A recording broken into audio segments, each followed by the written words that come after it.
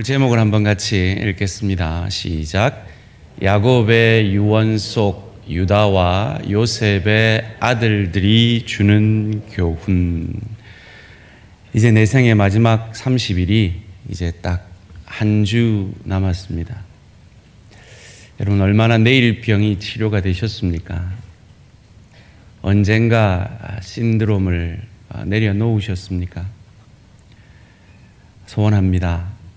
이 남은 한 주간 하나님의 뜻이라면, 그것이 지금 당장 내게 손해가 될지언정 그것이 하나님의 뜻이라면 그 뜻을 순종함으로 레위에게 그리고 유다에게 역사된 저주가 축복으로 바뀌는 그 놀라운 믿음의 체험들이 있는 저와 우리 모든 성도님들 되시기를 주님의 이름으로 축원합니다. 오늘 야곱의 유언 두 번째 시간으로 유다에게 한 그 야곱의 유언의 내용과 요셉의 아들들에게 남긴 그 유언의 내용을 통해 교훈을 받고자 합니다. 첫째로, 유다에게 남긴 이 유언을 통해서 우리가 알 수 있는 것은 인간의 절망은 은혜의 시작이라는 것입니다. 다른 말로 하면 은혜의 시작을 위해서는 인간은 반드시 절망해야 한다라는 것입니다.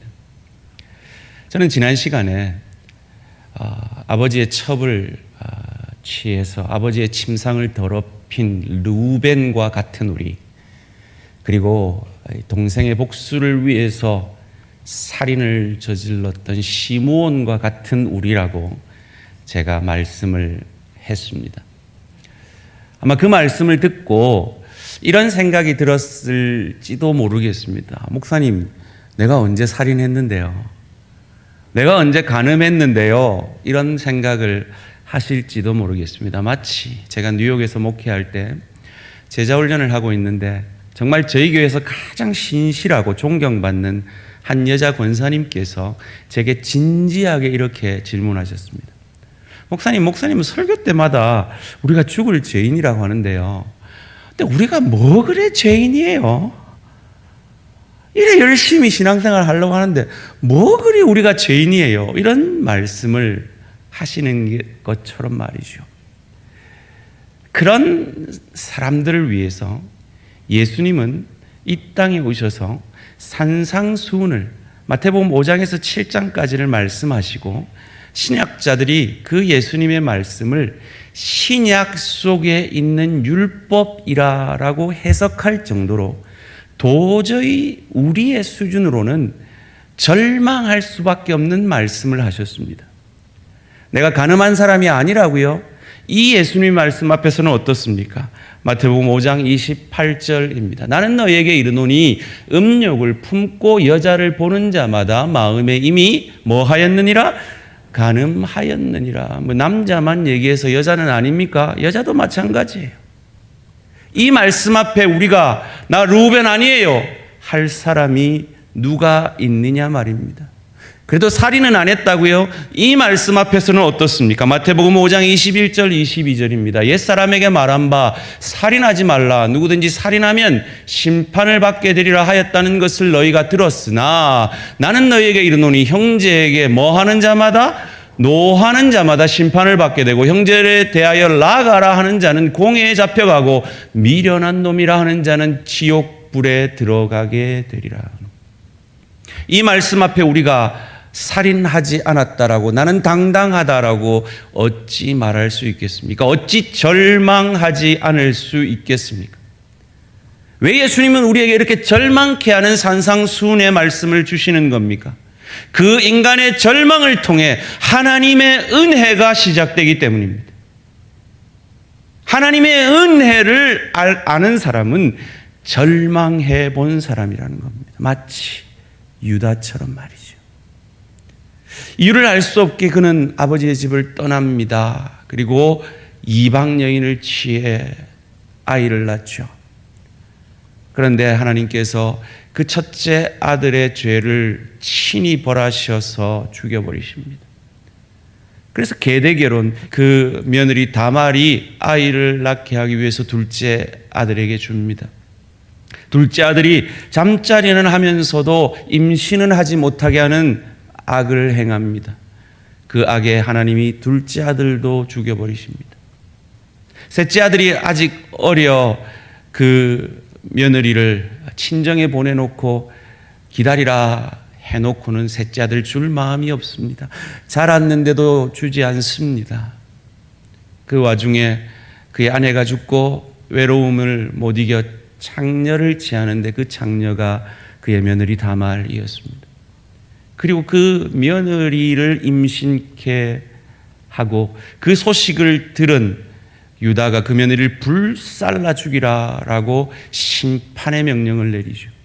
그때 그 며느리가 그 유다가 자신을 취할 때 증표로 준 그 물건을 전달함으로 그 며느리를 임신케 한 자가 자신임을 깨닫고 하나님의 계대 결혼이라는 한 여인을 살려내고 그 대대 후손을 낳게 하려는 이 하나님의 뜻을 외면한 자기가 죄인인 것을, 자기 절망을 통해 은혜를 깨닫고 다시 아버지 집으로 돌아가서 아버지의 장자의 역할을, 그래서 그 가정을 살리는 역할을 함으로 그 자손에서 오실 메시아 그리스도가 옴을 그의 삶으로 보여낸 것입니다.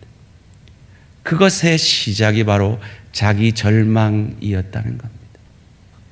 며느리를 죽이려 했지만 정작 죽어야 할 자신은, 죄의 싹스로 말미암아 사망이 임하여야 할 자신은 바로 자신이라는 것을 깨닫게 된 것입니다. 사랑하는 성도님들, 오늘 이 자리에 아직 예수를 믿지 않는 분은 없으십니까? 교회는 나오지만 내 과거의 나의 죄된 모습 때문에, 나 자신에 대한 절망 때문에 예수를 믿는 것도, 학습을 받는 것도, 세례를 받는 것도 망설이는 분은 혹 없으십니까? 기억하십시오. 여러분에게 절망하고 계십니까? 그것이 은혜의 시작입니다. 유다의 자손 다윗이 그랬습니다. 다윗은 첫 전투에 왕이 친히 나가야 하는 것을 외면하고 그의 의무를 외면한 채 왕궁 옥상에서 밧세바라는 여인이 목욕하는 것을 봅니다. 음욕을 품고 그 남편을 죽이고 그 밧세바를 취합니다. 완벽한 완전 범죄인 줄 알았습니다. 그러나 나단 선지자에 의해서 신하들 앞에 그 죄가 고발됩니다. 그 자기 절망 속에서 했던 다윗의 고백이 그 유명한 시편 51편 말씀입니다. 시편 51편 말씀 함께 제가 읽어드리겠습니다. 하나님이여, 주의 인자를 따라 내게 은혜를 베푸시며, 그가 은혜를 말합니다. 자기 절망 속에서 은혜를 갈구합니다. 주여, 많은 긍휼을 따라 내 죄악을 지워주소서. 나의 죄악을 맑게 씻으시며 나의 죄를 깨끗이 제하소서. 무릇 나는 내 죄과를 아오니 내 죄가 항상 내 앞에 있나이다. 내가 주께만 범죄하여 주의 목전에 악을 행하였사오니 주께서 말씀하실 때 의로우시다 하고 주께서 심판하실 때 순전하시다 하리이다. 내가 죄악 중에서 출생하였으며, 온 인류가 그렇죠. 우리 모두가 죄악 중에서 출생하였습니다. 어머니가 죄 중에서 나를 잉태하였습니다. 그 자기 절망 속에서 우리는 은혜를 발견하게 되는 것입니다. 여러분, 혹 마음속에 유다가 그 며느리에게 아이를 주지 않은, 계대 결혼을 허락하지 않은 것이 뭐 그리 큰 죄입니까? 라고 생각하는 분들이 계실지 모르겠습니다. 그는 율법의 심각한 범죄였습니다. 그것을 신명기 25장 9절 10절 말씀에서 우리에게 이렇게 가르쳐 줍니다. 그의 형제의 아내가 장로들 앞에서 그에게 나아가서 그의 발에서 신을 벗기고 그의 얼굴에 침을 뱉으며 이르기를 그의 형제의 집을 세우기를 즐겨하지 아니하는 자에게는, 계대 결혼을 하지 않는 자에게는 이같이 할 것이라. 신 벗기고 침 뱉고 이스라엘 중에서 그의 이름을 신 벗김 받은 자의 집이라 부를 것이니라. 아, 저 집 신 벗김 받은 자의 집이야. 조롱거리가 되게 할 정도로 심각한 범죄였던 것입니다. 이것이 고구려에도 있었고 아마 하나님의 보편적인 법칙이었기 때문일 것입니다. 그 시대 고대 근동지방에도 있었습니다. 예수님이 오시기 1300, 1400년 전에 발견된 히타이트 법전이라는 곳에는 동생마저도 아이 없이 죽으면 시아버지와 결혼해야 한다라고 그 법전이 기록하고 있습니다. 유다가 자신의 죄로 절망할 수밖에 없었던 이유가 여기에 있습니다. 그런데 인간의 절망은 그 절망으로 그쳐지는 것이 아니라 하나님의 은혜의 시작임을 믿으시기를 주님의 이름으로 축원합니다.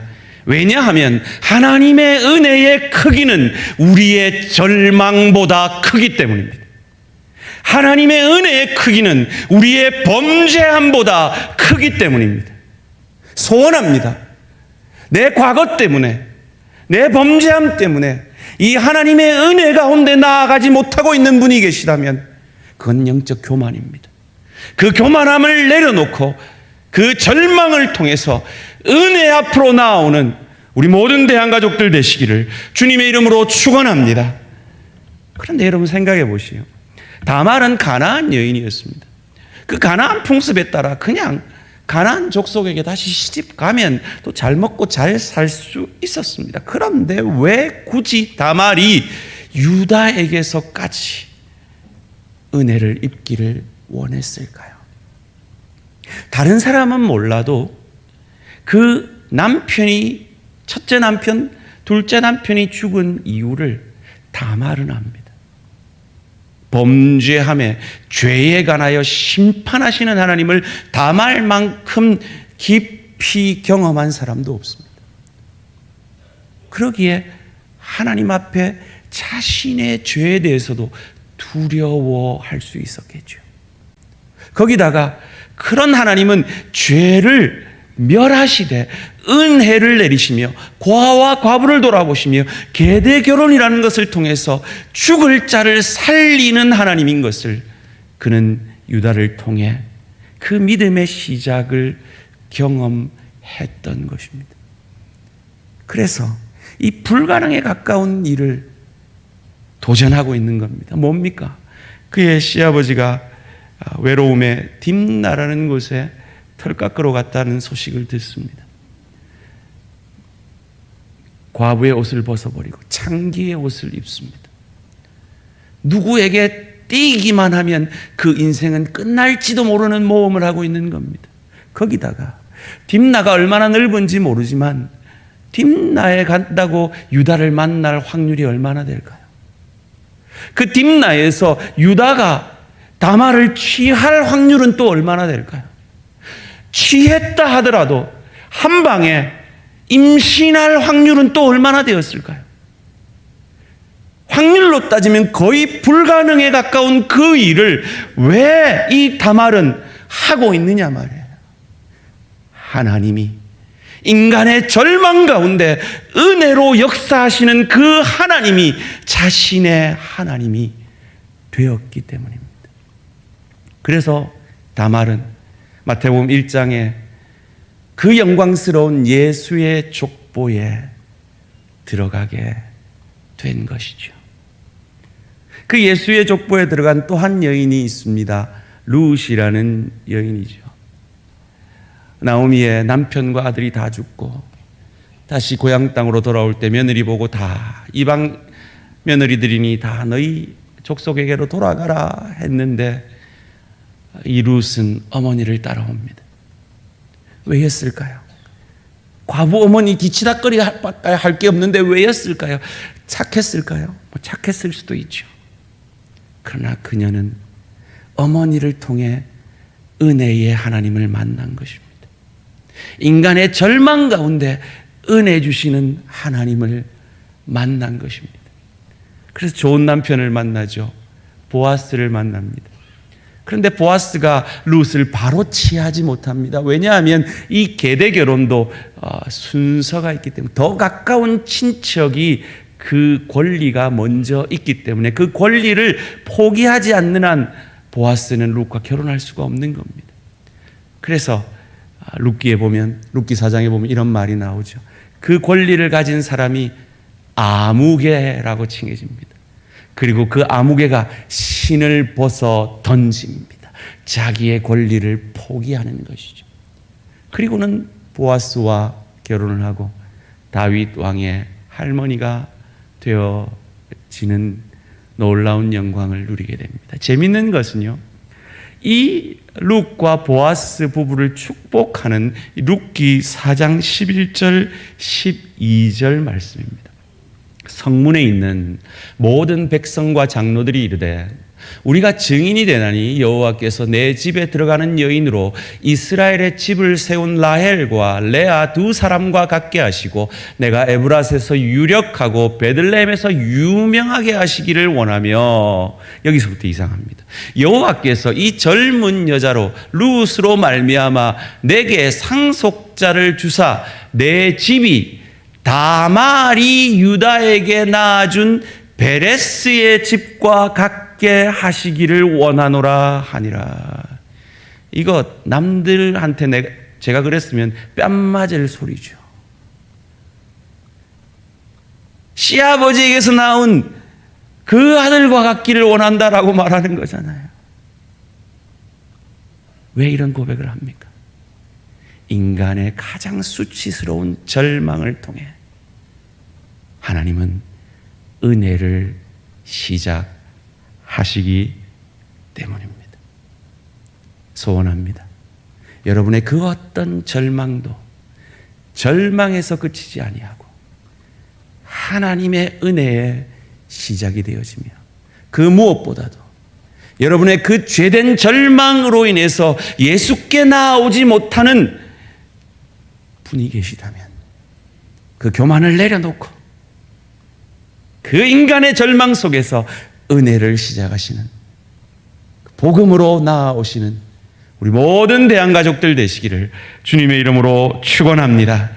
두 번째로, 이 유다를 향한 이 야곱의 축복을 통해서, 유언을 통해서 우리는 인간의 절망이 은혜의 시작인데, 그 은혜의 시작은 바로 유다의 자손 예수 그리스도이심을 알게 됩니다. 창세기 49장 10절 말씀입니다. 규가 유다를 떠나지 아니하며 통치자의 지팡이가 그 발 사이에서 떠나지 아니하기를 실로가 오시기까지 이르리니 그에게 모든 백성이 복종하리로다. 그대로 두시고요. 이 규라는 말은 왕의 지팡이를 얘기합니다. 통치자의 지팡이라고 뒤에 나오죠. 이것이 유다를 떠나지 않는다는 겁니다. 유다의 왕권이 유다의 자손을 통해서 올 것이며 그것을 다윗을 통해서 하나님은 이루셨습니다. 언제까지요? 실로가 오시기까지요. 이 실로라는 말의 뜻은 안전을 주시는 자, 중보자, 앞으로 오실 분이라는 뜻입니다. 바로 메시아를 상징하는 것이죠. 이 유다의 자손을 통해 그 영적 왕권, 다윗 왕의 족속을 통하여서 참왕이신 예수 그리스도가 올 것임을 유다에게 하는 유언을 통해 야곱이 우리에게 가르쳐 주고 있는 것입니다. 원래 유다라는 뜻은 찬송이라는 뜻입니다. 야곱은 이 유다를 축복하면서 두 가지 이미지를 사용하고 있습니다. 그 하나는 사자고요.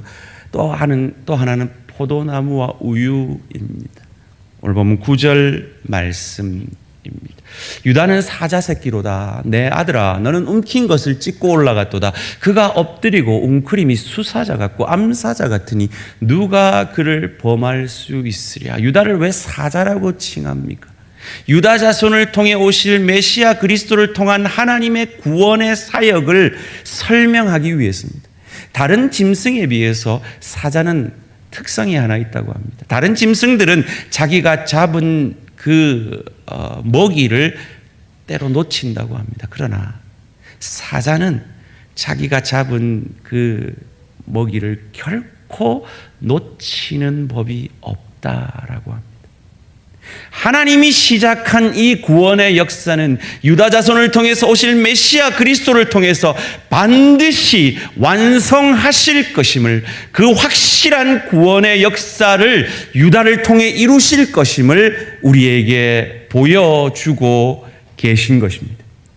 이것을 설명하기 위해서 신약에서 쓰는 단어가 예정이라는 단어고, 거기에서 나온 이론이 예정론이라는 신학 이론입니다. 하나님이 시작하신 구원은 반드시 완성하시고 놓치시는 법이 없다라는 것입니다. 그리고 오늘 본문 11절 12절에서 그 구원이 얼마나 풍성한지를 이렇게 설명합니다. 그의 나귀를 포도나무에 매며 그의 암나귀 새끼를 아름다운 포도나무에 맬 것이며 또 그 옷을 포도주에 빨며 그의 복장을 포도즙에 빨기로. 얼마나 풍성하면 포도즙으로 빨래를 한대요. 그의 눈은 포도주로 인하여 붉겠고 그의 이는 우유로 말미암아 희리로다. 얼마나 풍성한 구원이냐는 거예요. 하나님의 은혜의 풍성함을 말하고 있는 겁니다. 사랑하는 성도님들, 다시 한번 부탁드립니다. 하나님이 고치지 못할 사람은 없습니다. 하나님이 용서하지 못할 죄는 없습니다. 여러분이 그 어떤 과거의 절망으로 인해서 하나님 앞에 나아오지 못하고 있다면 그건 하나님의 은혜와 그 하나님의 풍성하신 그 은혜를 간과하는 것입니다. 그 누구도 그리스도 앞에 나아올 수 있으며 그리스도께서 용서하지 못할 죄는 없음을, 그리고 하나님께서 시작하신 그 구원은 반드시 이루어짐을 믿으시고 그 구원의 경주를, 그 믿음 속에서 끝까지 경주하시는 저와 우리 모든 성도님들 되시기를 주님의 이름으로 축원합니다. 셋째로, 요셉의 아들들에게 하신 그 유언을 통해 우리는 인간의 절망을 통해 시작된 그 은혜이신 유다 자손 예수 그리스도가 그 은혜를 어떻게 이루셨는지를, 그 은혜를 섬김을 통해 이루시고 우리에게 참복이 되어주시고 참복이 되게 하셔서 우리도 예수 닮은 섬김으로 복의 통로, 은혜의 통로가 되게 하신다라는 것입니다. 그것을 잘 보여주는 것이 요셉의 두 아들을 축복하는 장면입니다. 이 늙어 기력이 없는 이 야곱을 향해서 요셉이 두 아들을 데리고 옵니다. 그리고 요셉의 오른손에 그의 장자인 므낫세의 머리를, 요셉의 왼손에 그의 차자 에브라임의 머리를 올려 놓습니다. 오늘 창세기 48장 12절 13절입니다. 요셉이 아버지의 무릎 사이에서 두 아들을 물러나게 하고 땅에 엎드려 절하고 오른손으로는 에브라임을 이스라엘의 왼손을 향하게 하고 왼손으로는 므낫세를 이스라엘의 오른손을 향하게 하여 이끌어 그에게 가까이 나아가매. 우리 한 세대 전에 이런 말 했잖아요. 장남이 잘 돼야 돼. 그렇죠? 이 시대가 꼭 그런 시대인 거예요. 그러니까 장남인 므낫세가 오른손의 축복을 받아야 한다는 거예요. 그런데 이어지는 본문이 재미가 있습니다. 14절 말씀입니다. 이스라엘이 오른손을 펴서 차남 에브라임의 머리에 얹고 왼손을 펴서 므낫세의 머리에 얹으니 므낫세는 장자라도 팔을 엇맡기어 얹었더라. 이 기력도 없는 죽어가는 이 야곱이 힘을 다해서 팔을 엇맡기고 오른손을 차자 에브라임에게, 왼손을 장자 므낫세에게 얹습니다. 그리고는 그의 조상의 하나님, 그의 평생에 경험한 그 하나님을 추억하며 이렇게 축복을 시작합니다. 15절, 16절 말씀입니다. 그가 요셉을 위하여 축복하여 이르되 내 조부 아브라함과 아버지 이삭이 섬기던 하나님, 나의 출생으로부터 지금까지 나를 기르신 하나님, 나를 모든 환난에서 건지신 여호와의 사자께서 이 아이들에게 복을 주시오며 이들로 내 이름과 내 조상 아브라함과 이삭의 이름으로 칭하게 하시오며 이들이 세상에서 번식되게 하시기를 원하나이다.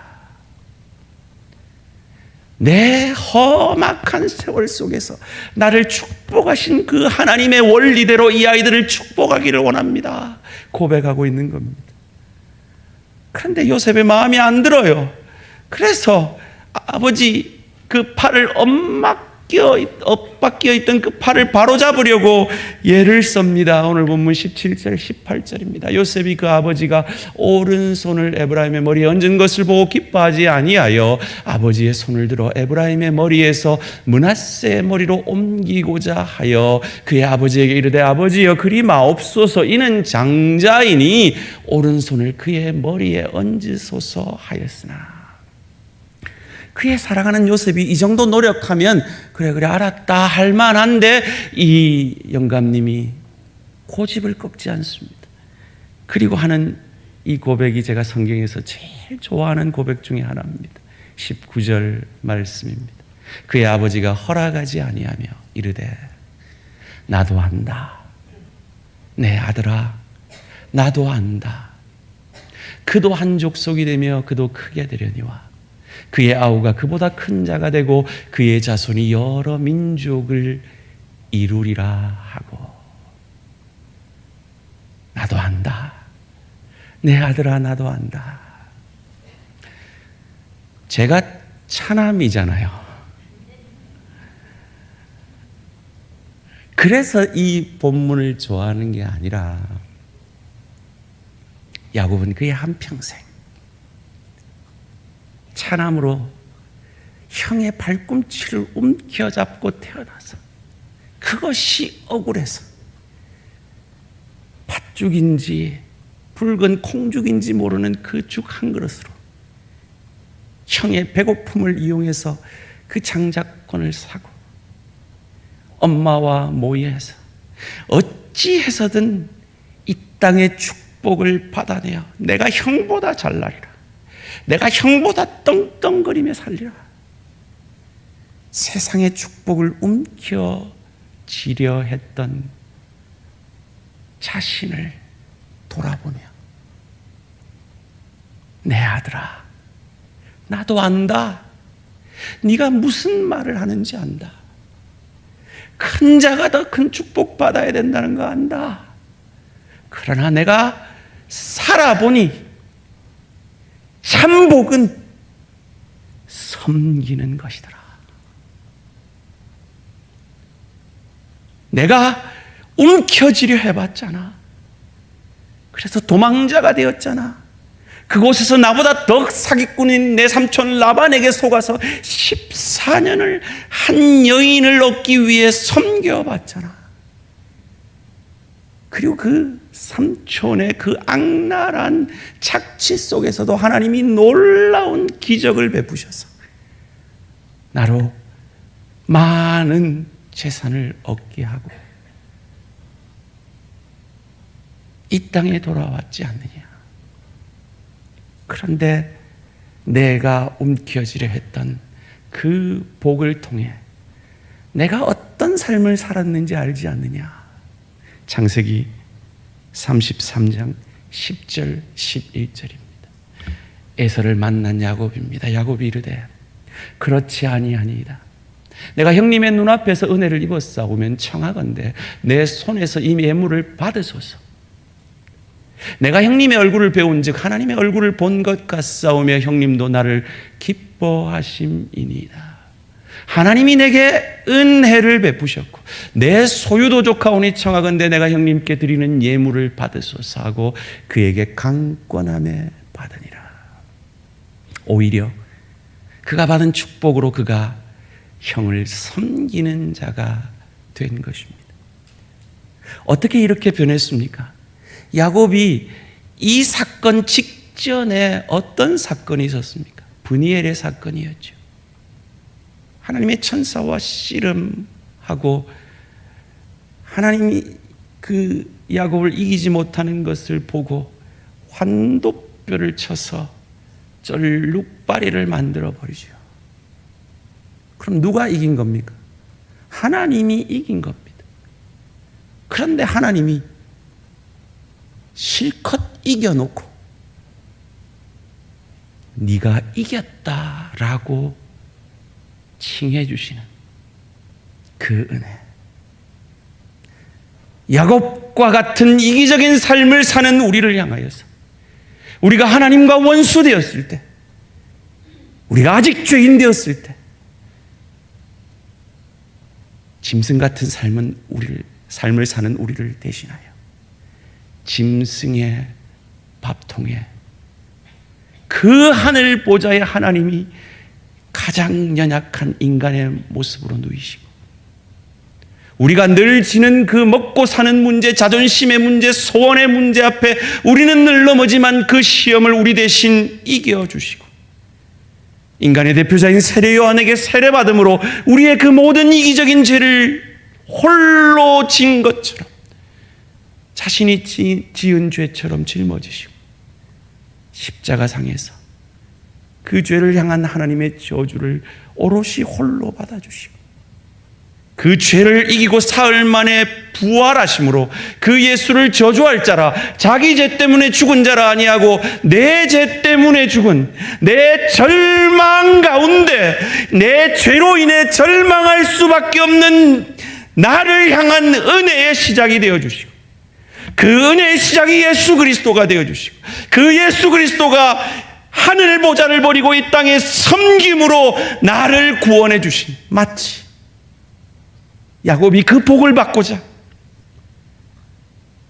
염소의 가죽을 덮어쓰고 아버지에게 축복을 받은 것처럼 예수 그리스도를 우리 몸에 가죽 옷 입혀 우리의 부끄러움을 없애주시고 우리의 절망을 은혜로 바꾸어 주신 그 하나님의 은혜를 이 야곱의 유언은 우리에게 잘 보여주고 있는 것입니다.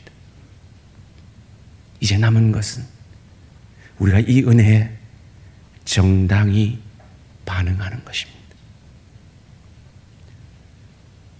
제가 지난주에 레위 자손들이 다 흩어지고 분배받은 땅이 없는데도 살아갈 수 있었던 이유는 남은 지파들이 11조를 통해 레위 자손을 먹였기 때문이다라고 말씀드리면서, 이 내 생의 마지막 30일이 끝나기 전에 아직까지 우리 대항의 가족 가운데 하나님이 시험하여 보라라고 약속하신 이 11조의 신앙의 수준을 넘어서지 못해서 신앙이 자라지 못하고 있는 성도들, 그 하늘 축복을 받지 못한 성도들에게 11조를 도전하였고, 새벽 제단마다 제가 우리 모든 대항가족들이 기둥헌금하는, 그래서 이 교회가 마지막 교회가 되는 대항의 기둥들이 되어주시기를 도전하였습니다. 만약 그 도전이 돈의 문제라면 저는 이 어려운 시기에, 이 코로나19로 다들 어려워하는 그 시기에 여러분에게 그 말씀을 전할 수 없었을 것입니다. 그건 돈이 아닙니다. 섬김입니다. 그리고 그 섬김을 통해 복이 되어지는 것입니다. 그 순종의 섬김을 통해 레위가 저주가 축복으로 바뀐 것처럼, 유다가 저주가 축복으로 바뀐 것처럼, 그리스도 예수를 통하여 우리의 죄의 절망이 천국의 소망으로, 구원으로 오늘 죽어도 천국에서 눈뜰 수 있는 하나님의 자녀가 되는 권세를 우리가 누렸기에 그 은혜 앞에 정당히 반응하여 우리도 그 은혜의 통로, 복의 통로가 되어져서 저 좋은 천국을 누리고 즐길 수 있는 실력자로, 인격자로 하늘 상급받고 오늘 이 땅에 하루살이 같은 짧은 인생이 끝나면 저 좋은 천국에 미리 그 상급을 택배 보내놓는 그런 복이 우리 대한가족들의 것이 되기를 원하기에 이 어려운 시기에 저는 감히 우리 대항의 가족들 가운데 아직 그 믿음의 수준을 넘어서지 못하는 지체가 있다면 그 시험을 통과해 볼 때 차원이 다른 하나님의 축복, 차원이 다른 믿음의 축복이 여러분을 기다리고 있다는 것을 말씀드린 것입니다. 제가 또 언제 이런 것을 여러분에게 강조할 수 있을지 모르기에 이 30일이 끝나기 전에 섬김받은 자로서, 섬김받은 예수 그리스도가 여러분의 왕이 되셔서 예수 닮은 섬김의 사람들로 그리하여서 우리의 다음 세대에게 섬김의 본을 보여내는 저와 우리 모든 성도님들 되시기를 주님의 이름으로 축원합니다. 이 시간 찬양으로 나아가겠습니다. 시편 51편 11절 12절을 함께 읽겠습니다. 시작. 나를 주 앞에서 쫓아내지 마시며 주의 성령을 내게서 거두지 마소서. 주의 구원의 즐거움을 내게 회복시켜 주시고 자원하는 심령을 주사 나를 붙드소서. 아멘. 자신에게 절망하며 하나님의 은혜를 간구하며 성령으로 말미암아 예수를 저주할 자라 아니하고 나의 주로 고백하여 구원 얻은 자로서 자원하는 심령으로 나도 복의 통로, 나도 은혜의 통로, 나도 섬김으로 그러한 자가 되기를 원합니다라고 고백하는 이 다윗의 고백이 저와 우리 모든 성도님들의 고백이 되어지기를 주님의 이름으로 축원합니다. 찬양으로 결단하겠습니다.